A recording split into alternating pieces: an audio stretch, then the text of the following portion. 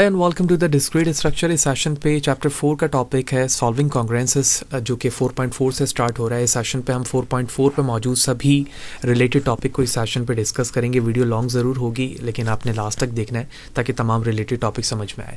तो ये वीडियो मज़ीद बेहतर तरीके से उसी वक्त समझ में आएगी जब आप प्रीवियसली तमाम वीडियोज़ को देखते आ रहे होंगे। तो यूट्यूब पर आने के बाद फ़ाद हुसैन CS से सर्च करके आप मेरे चैनल के प्लेलिस्ट पर आके वो तमाम वीडियोज़ देख सकते हैं जो डिफरेंट डिसिप्लिन्स के साथ यहाँ मौजूद है। और इसके अलावा इसमें इस्तेमाल होने वाले content related material which mean presentation, slide code, ये तमाम चीज़ें मेरे ब्लॉग fadhusaincs.blogspot.com पे मौजूद है। तमाम मटेरियल को फ्रीली डाउनलोड करके यूज़ किया जा सकता है।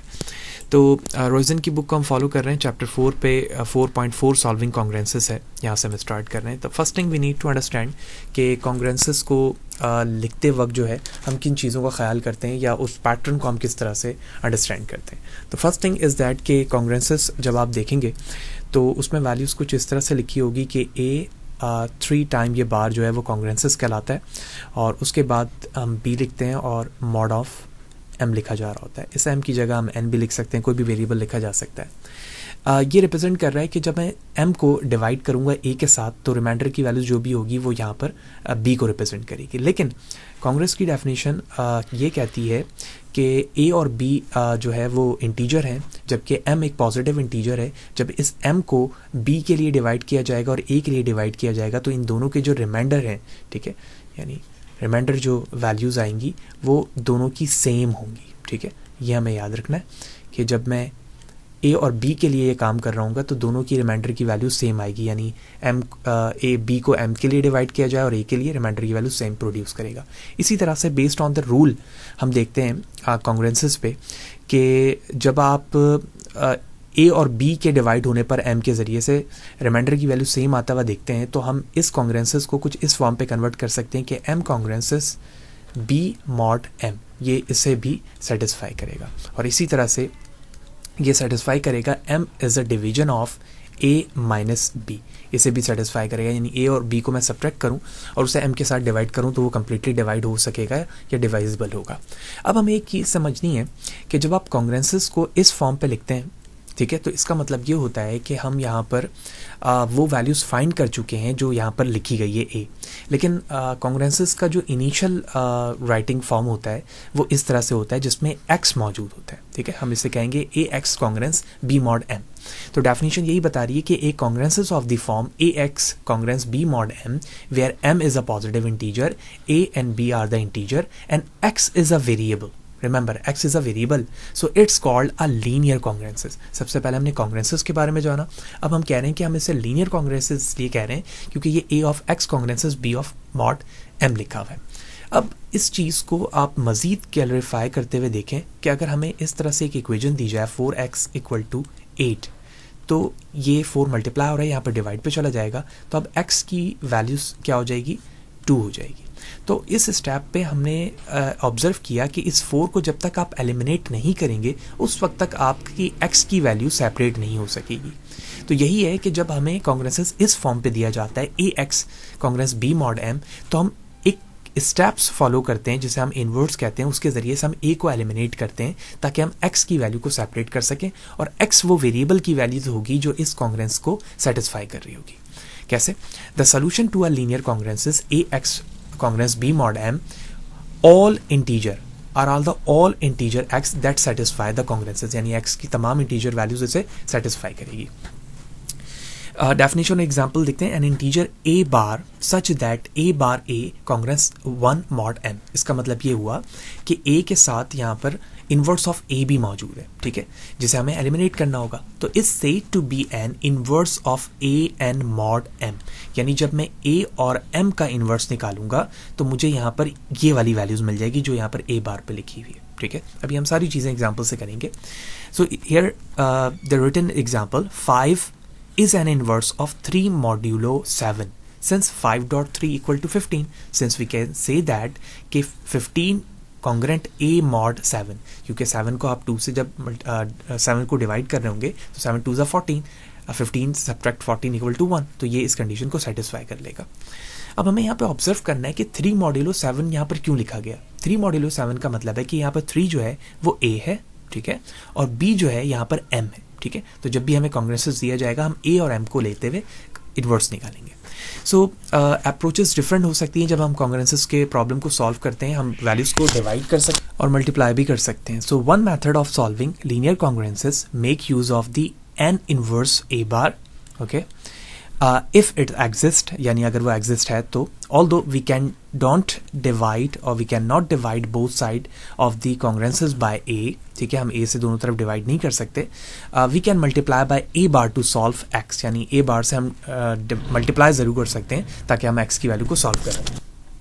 Next thing, the following theorem guarantees that the inverse of the A modulo M exists whenever A and M are relatively prime। यानी अभी हमने स्टेप पे देखा कि इन्वर्स उसी वक्त हम निकाल सकेंगे A और M का मॉड्यूलो फॉर्म पर जब हमें A और M जो है रिलेटिवली प्राइम मिले। रिलेटिवली प्राइम का मतलब ये है कि A और M को जब हम GCD फॉर्म निकाल रहे हों तो उसकी वैल्यूज़ हमें ग्रेटेस्ट पे 1 ही मिले, जैसे यहाँ पर लिखा हुआ है GCD of AB equal to 1। So theorem 1 state that if A and B are relatively prime integer and M is greater than 1, यानी जो M की वैल्यू होगी वो greater than 1 हो, then an inverse of A modulo M exist, यानी उस वक्त जो है हम कह सकेंगे कि A modulo M का inverse exist करता है। Furthermore, the inverse is unique modulo M. This means that there is a unique positive integer A bar less than M that is an inverse of A modulo M, and every other inverse A modulo M is a congruent to A bar modulo M. So the proof is that कि GCD of AM हमने यहाँ पर देखा कि 1 आ रहा है, तो based on the theorem section 4.3 जिसमें हमने बिजॉर्ट्स थ्योरम को देखा था कि जब अगर हमें इंटीजर दिया जाए S और T तो हम अपने A और M टर्म को यानी A मॉड्यूलो M को इस फॉर्म पे लिख सकते हैं, S of A T of M। तो S यहाँ और T जो है वो बिजॉर्ट थ्योरम का कोफिशिएंट होगा और A M इनिशियली वो वैल्यूज़ है जिसका हम इन्वर्स निकालना चाह रहे हैं मॉड्यूलो। तो मैं कह सकता हूँ अब कि S of A plus T of M congruent A modulo M, ठीक है, ये प्रूफ के बेस पर बताया जा रहा है जब हम बिजॉर्ट फॉर्म पर उसे लिख रहे हैं। तो since T of M congruent 0 mod M its follows S of A equal to 1 modulo M, यानी ये इसी कॉन्सेप्ट को फॉलो कर रही होगी। Consequently S is inverse of the A modulo M, तो इसका मतलब ये हुआ कि एट लास्ट S जो है वो इन्वर्स होगा A मॉड्यूलो M का। तो प्रूवमेंट हम अभी देख रहे हैं, एग्जाम्पल करेंगे, ये बात हमें क्लियरली समझ में आएगी। अब थ्योरम के बाद कुछ लेमा है हमारे पास, लेमा 2 और 3 क्या कह रहा है, if A B C are the positive integer, 3 हमारे पास पॉजिटिव इंटीजर्स हैं, so such that GCD of A B equal to 1, ये कब होगा, जब जो है रिलेटिवली प्राइम होंगे। तो बेस्ड ऑन दिस हमें रूल कह रहा है कि हम बेस्ड ऑन दिस अगर हमें ये चीज़ सेटिस्फाई हो रही है ABC में, तो मैं कह सकता हूँ कि A is a division of B dot C। Then अगर ये चीज़ प्रूव होती है थ्योरम के बिहाफ पे या लेमा के बिहाफ पे, तो A is also a division of C, क्योंकि A B C 3 पॉजिटिव इंटीजर थे। लेमा 3 कहता है कि if P is a prime then और and P is also a division of A1 A2 A3 and so on, जितने भी टर्म्स दिए गए। So where A of I is an integer then P is also a division of AI for some values of I, right. तो इसकी example congruence में किस तरह से प्रूव हो रही है, the congruence is 14 congruent 8 mod 6, यानी एक क्वेश्चन हमें दिया गया है तो इसमें A की वैल्यूज 14 हो गई और M 6 हो गया। तो इसे सॉल्व करने के 2 तरीके अभी हमने देखे कि मैं डिवाइड करके और मल्टीप्लाई करके कर सकता हूँ, बट यहाँ पर हम देखते हैं कि प्रॉब्लम आती क्या है। But both side of this congruences can not be divide by 2, यानी हम दोनों को 2 से डिवाइड नहीं कर सकते to produce a valid congruence. इसके जरिए से हम वैलिड कॉन्ग्रेंस नहीं कर सकते। कैसे, देखो, अगर मैं 2 से डिवाइड करूं तो ये 14 7 हो जाएगा, ये 8 क्या हो जाएगा 4। तो इस बेस पर जो हमारे पास कॉन्ग्रेंट बनेगा वो ये बन जाएगा। तो ये कॉन्ग्रेंट कभी भी सेटिस्फाई नहीं कर रहा है, क्योंकि जब मैं 6 को 7 से डिवाइड करूंगा तो यहाँ पर वैल्यूज 1 आनी चाहिए, लेकिन यहाँ पर क्या आ रहा है 4 आ रहा है, तो ये इसको सेटिस्फाई नहीं कर रहा है। Although we can not divide both side of the congruence by the integer to produce a valid congruence, we can if this integer is relatively prime to the modulus. Theorem 7 establish this fact, important fact, we use lemma 2 in the proof. यानी सबसे पहले तो हमें ये देखना होता है कि रिलेटिवली प्राइम वो है या नहीं, और अगर ऐसा नहीं हो रहा है तो हम थ्योरम 7 के बिहाफ पर लेमा 2 को इस्तेमाल करेंगे। तो थ्योरम 7 क्या कहता है, let M be the positive integer, let A B C be the integer, if AC congruent to BC mod M, so और साथ ही साथ and GCD of CM equal to 1, then A is congruent of A is congruent to B mod M, यानी वो इन तीनों conditions को satisfy ज़रूर करेगी अगर आप बेस्ड ऑन दिस प्रॉब्लम को सॉल्व कर रहे हैं। सो प्रूफ किस तरह से बता रहा है इसका, because A of C congruent B C M mod M, और M is also a division of A C minus B C, which mean अगर मैं इससे सी कॉमन ले लूँ तो ये ए माइनस बी बन जाएगा। ये सारी चीज़ें हम ऑलरेडी सेशंस पे देख चुके हैं। जब हमने चैप्टर 4 स्टार्ट किया था तो वहाँ पर हम प्रूवमेंट देख रहे थे लैमा और थ्योरम के बिहाफ पर, तो ये वही कॉन्सेप्ट रिपीट हो रहा है। तो by the definition of the lemma 2, because GCD CM equal to 1, its follows that M is division of A minus B, we conclude that A is a congruent of B mod M। यानी ये इन्हीं points को prove करके दे रहा है हमें, जो हम स्टार्टिंग से देखते हुए आ रहे हैं। ठीक है, अब हम चलते हैं प्रूफ की तरफ, एग्जाम्पल्स की तरफ। प्रूफ तो हमने देख लिया। अब कॉन्ग्रेंट को जब हम सॉल्व कर रहे होंगे तो वहाँ पर हम इन्वर्स निकालेंगे। यही चीज़ हमने फर्स्ट स्लाइड पे बात की है। तो ये इन्वर्स किस तरीक़े से निकलेगा, तो इन्वर्स निकालने का जो सबसे इंपॉर्टेंट तरीका है उसे हम एक्सटेंडेड यूक्लिडियन एल्गोरिथम कहते हैं। लेकिन पहले हमने देखा था कि GCD निकालने के लिए हम यूक्लिडियन एल्गोरिथम का इस्तेमाल कर रहे थे। तो प्रॉब्लम है हमारे पास 3 मॉड्यूलो 7, यानी इसका हमें इन्वर्स निकालना है। तो सबसे पहले अगर मैं यूक्लिडियन एल्गोरिथम को रिकॉल करूँ तो हम वहाँ पर करते थे कि हमारे पास एक क्वोशंट होता था, फिर हमारे पास ओरिजिनली एक ए की वैल्यू होती थी और बी, जिसके लिए हम GCD निकाल रहे होते थे, और उसके बाद हमारे पास small a r which mean remainder होता था। तो ये ए बी हम इसे एज्यूम कर सकते हैं। इसमें जो बड़ी वैल्यूज़ है हम उसे a को दे देंगे और छोटी वैल्यू को हम b पे। ठीक है, अब अगर मैं 7 को 3 से डिवाइड करूँ तो 3 2 6, रिमाइंडर की वैल्यू 1 आ जाएगी। फिर हम इस 3 को यहाँ पे ले आएंगे और r की वैल्यू को b में, यानी इस तरह से इसकी मूवमेंट हो जाएगी यूँ। तो यहाँ पर 3 आ जाएगा और यहाँ पर 1, तो 1 3 ज़ा 3, रिमाइंडर की वैल्यू क्या बच गई 0, ये 1 यहाँ पर आ गया और ये 0। तो जहाँ पर जिस स्टेप पे ये 0 आया है उसमें जो a की वैल्यू होती है एक्चुअली वही हमारा क्या कहलाता है, GCD। ये तो बिल्कुल बेसिक डेफिनेशन जब हम GCD की बात कर रहे थे वो था। लेकिन जब हम इसके एक और वेरिएशन लेकर आते हैं तो उसको हम एक्सटेंडेड यूक्लिडियन एल्गोरिथम कहते हैं। ये 1 स्टेप को फॉलो करता है और यूक्लिडियन सिंपल जो एल्गोरिथम है वो 2 स्टेप्स को फॉलो कर रहा होता है। ये चीज़ें भी from the starting of chapter 4 हम डिस्कस कर चुके हैं। ठीक है, यहाँ पर मैं लेकिन उसकी एग्जाम्पल करा रहा हूँ।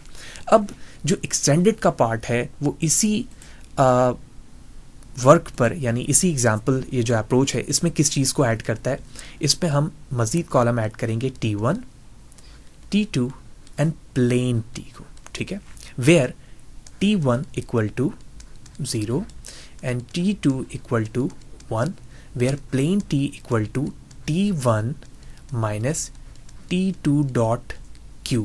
ठीक है, इसे फॉलो करेगा। ठीक है, सबसे पहले इनिशियल वैल्यू जो होगी वो T1 की क्या आ जाएगी 0 और T2 की 1। अब प्लेन T क्या कहता है, T1 माइनस T2। तो T1 इनिशियली हमारे पास 0 है, माइनस T2 क्या है 1। ठीक है, इसी लाइन पे Q की वैल्यू क्या है 2 है, तो मैं यहाँ पर 2 लिख दूंगा। तो डायरेक्टली ये वैल्यूज़ क्या आ गई 0 माइनस 2, तो मैं लिख सकता हूँ -2। तो यहाँ पर मैं क्या लिख दूंगा -2, पहला स्टेप हो गया। अब जिस तरह से यहाँ पर वैल्यूज़ को इस तरह से मूव करके रिप्लेस किया जा रहा था यहाँ पर भी, यानी अब T2 जो है वो T1 की जगह आ जाएगा और प्लेन T T2 की जगह आ जाएगा। मैंने पुट कर दिया। अब मैं प्लेन T के लिए सॉल्व करूँगा तो T1 की वैल्यू 1, ठीक है, और माइनस साइन इसका रहा, और T2 जो है वो -2 है, और Q की वैल्यू इस लाइन पे भी 3 है, वो मैंने लिख दिया। ठीक है, 1, ये हो गया 3 2 6, ठीक है, माइनस का माइनस माइनस प्लस हुआ तो ये हो गया 1 + 6 दैट इज इक्वल टू 7। तो अब यहाँ पर वैल्यू आ गई 7। अब ये 2 यहाँ पर आ जाएगा, ठीक है, यहाँ पर, और ये 7 यहाँ पर आ जाएगा। अब देखो ये वो स्टेप है जिसमें b की वैल्यूज़ क्या आई थी हमारे पास 0। इसी लाइन पे जो यहाँ पर T1 की वैल्यू होगी वही हमारा क्या होगा, इन्वर्स होगा। So that is a basic and essential step to find the inverse of the modulo values, either the value of a and b whatever। ठीक है, जो भी वैल्यूज होगी इन्हीं स्टेप्स के जरिए से हम T1 T2 and plane T निकाल के इन्वर्स निकाल रहे होंगे। ठीक है, अब ये जो यहाँ पर ड्रॉ करके बताने का मकसद ये था ताकि हम स्टेप्स को फॉलो कर सकें। लेकिन बुक की एग्जाम्पल में हम देखेंगे कि लाइन टू लाइन चीज़ों को लिखा गया है, और अब मैं बुक की कुछ एग्जाम्पल यहाँ पर शेयर कर रहा हूँ ताकि समझना हमारे लिए मज़ीद आसान हो। तो the Euclidean algorithm and Bizot coefficient give us a systematic approach to finding the inverse. Okay, अब वही एग्जाम्पल जो अभी हमने प्रीवियस स्लाइड पे देखी है, हमें इन्वर्स मालूम करना है 3 मॉड्यूलो 7 का। तो जीसीडी निकाला तो उसकी वैल्यूज़ 1 आई, इसका मतलब है कि ये रिलेटिवली प्राइम है। तो अब हम इस बेस्ड ऑन द थ्योरम कह सकते हैं कि इसका जो इन्वर्स है वो एग्जिस्ट है, यानी मौजूद है। तो यूक्लिडियन एल्गोरिथम के ज़रिए से 2 3 6 किया गया 7 के लिए, तो रिमाइंडर की वैल्यू 1 आ गई, यानी जो स्टेप हमने यहाँ पे किया था वो लाइन टू लाइन की गई है। From this equation we get -6 + 7 = 1, so we see that -2, okay, and +1 are the Bizzard coefficient for the 3 and 7। इसका मतलब ये हुआ कि यहाँ पर ये 2 और इस 1 की बात हो रही है, ठीक है, ये Bizzard के कोफिशिएंट यहाँ पर बताए जा रहे हैं। So hence we can say that the -2 is a inverse of the 3 and 7। तो Bizzard फॉर्म पर मैं इसे -2 and 1 के फॉर्म पर लिख सकता हूँ, और इसी तरह से इन्वर्स की बात करें तो -2 डायरेक्टली लिखा आ रहा है, जैसे हमने देखा भी है। So also every integer congruent -2 modulo 7 is a inverse of the 3 modulo 7। So that is from the positive values देखें आप तो यहाँ पर जैसे 12 लिखा हुआ है, 5 लिखा हुआ है और -9 लिखा हुआ है, ठीक है। इसका मतलब ये है कि जो इन्वर्स की वैल्यूज है वो जब मैं ऐड करता जाऊंगा तो वैल्यूज इस तरह से ऑनवर्ड जाएगी, यानी मैं प्लस में भी ले सकता हूँ और माइनस में भी ले सकता हूँ। तो ये इस तरह से जो वैल्यूज जा रही हैं 5 -9 12 एंड सो ऑन हो सकती हैं, वो इन्वर्स ऑफ दी वैल्यूज के हवाले से बात हो रही है, ठीक है। होपफुली ये बात समझ में आई होगी कि मॉड्यूलो फॉर्म पर अगर हमें जो क्वेश्चन दिया जाता है तो मैं उसका इन्वर्स किस तरह से निकाल सकता हूँ, और इसी तरह से Bizzard कोफिशिएंट्स की वैल्यूज़ यहाँ पर कैसे दी गई है। सेकंड एग्जांपल जो है 101 मॉड्यूलो 4620 है। थोड़ा सा क्वेश्चन जो है स्टेप तो वही फॉलो करेगा, लेकिन थोड़ा सा लार्ज है क्योंकि बेस्ड ऑन द नंबर जो है, जितने बड़े नंबर होंगे उतने ही स्टेप्स फॉलो करेगा। तो सेम स्ट्रैटेजीज़ के साथ यहाँ पर मौजूद है, यानी 101 को 45 से मल्टीप्लाई करके जो वैल्यूज़ ली गई वो उससे सब्ट्रैक्ट हुई, और जो रिमाइंडर की वैल्यूज़ आई वो ये, ठीक है, यानी ये क्वेश्चन हो गया, ये रिमाइंडर हो गया, और ये ए और बी की वैल्यूज़ है। इसी तरह से ये स्टेप्स फॉलो होते जा रहे हैं सो ऑन, ठीक है, उस वक्त तक चला जब तक इसकी वैल्यूज़ 0 ना मिल जाए। तो जैसे ही हमें ये समझ में आया कि इनकी जो वैल्यूज़ आ रही है वो 1 आ रही है, इसका मतलब है कि इन्वर्स इनका एग्जिस्ट करता है। और जो Bizzard कोफिशिएंट इसमें आ रहा है वो -35 and 1601 आ रहा है, ठीक है। अगर आप -35 देखें तो इन्हीं स्टेप्स में हमें -35 भी दिख रहा है, ठीक है, और 1601 भी दिखेगा। तो we can say that 1601 is an inverse of this and this one, ठीक है। यानी जो क्वेश्चन था हमारा, इसका जो एट लास्ट हमारे पास इन्वर्स आया वो ये आया, और इस क्वेश्चन को अगर आप इसी स्टेप्स से सॉल्व करेंगे जैसे मैंने यहाँ पर किया है तो आपको यही लास्ट वैल्यू मिल रही होगी जैसे यहाँ पर इसकी लास्ट वैल्यू मिल रही है, ठीक है। तो वर्किंग बैकवर्ड चल जाएं या फॉरवर्ड चल जाएं आप, दोनों तरीक़ों से आपको यही इन्वर्स स्टेप्स मिलेंगे जैसे हमने यहाँ पर किया, ठीक है। तो ये रफली मैंने यहाँ पर बता दिया ताकि टाइम थोड़ा सा हम बचा सकें। स्टेप्स आप एज अ प्रैक्टिस इसको ज़रूर करें, उन्हीं स्टेप्स के ज़रिए आपको वही सोल्यूशन मिलेगा। Okay, using inverses to solve congruences, we can solve the congruences a of x congruent b mod m by multiplying both side by the a bar, ठीक है, ये हमने देखा अभी। तो इसके ज़रिए से भी आप सॉल्व कर सकते हैं। कैसे? What are the solution of the congruent 3x, ठीक है, congruent 4 mod 7। So we found that -2 is the inverse of 3 modulo 7। तो 2 sides back we multiply both side of the congruent by -2, यानी हमें इन्वर्स पता चल गया तो मैं बोथ साइड -2 से मल्टीप्लाई कर रहा हूँ। देखो -2 को 3 से x से किया और इसी 4 को -2 से भी किया गया, तो ये हो गया 6, ठीक है, और 6 के बेस पर ये हो गया -6, ठीक है, ये भी मल्टीप्लाई होगा तो -6 हो जाएगा। तो इस बेस पर जब मैं 7 को इससे डिवाइड करूँगा तो जो रिमाइंडर की वैल्यू आएगी वो 1 आएगी, ठीक है। सो इसी स्टेप्स को फिर फर्दर अहेड करके दिखाया जा रहा है, यानी जब इस स्टेप्स के अंदर हमने मॉड्यूलो निकाला तो ये बड़ा इंपॉर्टेंट स्टेप है जिसमें नेगेटिव वैल्यूज़ को यानी 3 to the 6 को सॉल्व किया गया है पहले, और 7 से जब हम करेंगे -1 से मल्टीप्लाई करने के लिए तो रिमाइंडर की वैल्यू 1 में मिलेगी। एंड के साथ फिर पॉजिटिव वैल्यूज़ को यहाँ पर 6 के साथ दिखाया गया है, यानी इस 6 को हम वहाँ लेके चले गए तो ये सेकंड इक्वेशन जो है मॉड्यूलो की ये बन जाएगी। So it's follows that the if x is a solution, अगर मैं x को सोल्यूशन मानता हूँ तो x की वैल्यू एक दफ़ा -8 और -6 के साथ कॉन्ग्रेंट बना रही है। So we need to determine if every x, ठीक है, हर एक x जो है वो कॉन्ग्रेंट, जैसे फर्स्ट के लिए मैं लूँ तो x is a congruent of 6 mod 7 is a solution, assume that this is a first solution. So by the theorem of section 4.1 it follows that 3x congruent 3.6। तो ये जो 3x और 3.6 लगाया गया है ये बेस्ड ऑन द थ्योरम है, और इसको मजीद अगर हम अंडरस्टैंड करें तो बिजॉर्ट कोफिशिएंट है, ठीक है। तो based on 6 18 is a congruent of 4 mod 7 which shows that all such x satisfy the congruent। अब यहाँ पर जो x है वो तमाम वैल्यूज़ को क्या करेगा, सेटिस्फाई करेगा। तो बेस्ड ऑन दिस अब जब मैं x की वैल्यूज़ में वैल्यूज़ ऐड करता जाऊँगा तो वैल्यूज़ चेंज होगी दोनों डायरेक्शन से। देखो मॉड 7 है, ठीक है, जब मैंने मॉड वैल्यूज़ को पॉजिटिव डायरेक्शन पे लेके चलूँगा 6 के लिए, ठीक है, तो 6 के लिए वैल्यूज़ पॉजिटिव में इस तरह से चलेगी, ठीक है। क्यों, देखो फर्स्ट वैल्यू 6 है, अगर मैं इसमें 7 ऐड करूँ 13 पे 7 ऐड करूँ 20 एंड सो ऑन। और यही चीज़ अगर नेगेटिव वाले के लिए लूँ, जो नेगेटिव वैल्यूज़ है, तो फर्स्ट वैल्यू नेगेटिव की क्या है, 1 की जगह -1 होगी, फिर -7, फिर -7, इस तरह से ये वैल्यूज़ बढ़ती जाएगी एंड सो ऑन। तो जब आप कॉन्ग्रेंट को सॉल्व कर रहे होते हैं तो मल्टीपल एक्स की वैल्यूज़ जो है दोनों डायरेक्शन पे चलेगी, पॉजिटिव पे भी और नेगेटिव पे भी। होपफुली ये बात आपको समझ में आई होगी। प्रैक्टिस रिक्वायर्ड है, बुक में डिफरेंट एग्जाम्पल्स हैं, उनको सॉल्व करें, इनवर्ट्स निकालें, ठीक है। जब आप प्रैक्टिस करते रहेंगे तो ये चीज़ें और भी अच्छे तरीके से समझ में। और इस सेशन के अंदर हमने डिफरेंट चीज़ें देखी, होपफुली सारी चीज़ें क्लियर होंगी। फिर भी कोई सवाल है, कोई चीज़ अगर समझ में नहीं आई है, कमेंट सेक्शन पर ज़रूर पूछें, कोशिश करूँगा इस हवाले से आपको बर वक्त जवाब दे सकूँ। वीडियो अच्छी लगी तो लाइक करें, ज़्यादा लोगों को शेयर करें। 4.4 के अंदर सॉल्विंग कॉन्ग्रेंस में मज़ीद 2-3 टॉपिक्स रह गए हैं, जिसमें हमने फर्मेट्स थ्योरम करना है, चाइनीज़ रिमाइंडर थ्योरम करनी है, ठीक है, सूडो प्राइम, ये सारी चीज़ें रिमेनिंग है, ये हम नेक्स्ट सेशन पे देखेंगे। उसके बाद हम क्रिप्टोग्राफी की तरफ मूव होंगे। तो वीडियो अच्छी लगी हो तो लाइक करें, ज़्यादा लोगों को शेयर करें, चैनल को ज़रूर सब्सक्राइब करें ताकि अपकमिंग वीडियोस के हवाले से आपको बर वक्त जानकारी मिलती रहे और इसी तरह की नई चीज़ें आप सीख सकें। नेक्स्ट सेशन पर मुलाकात होगी। सी यू देयर।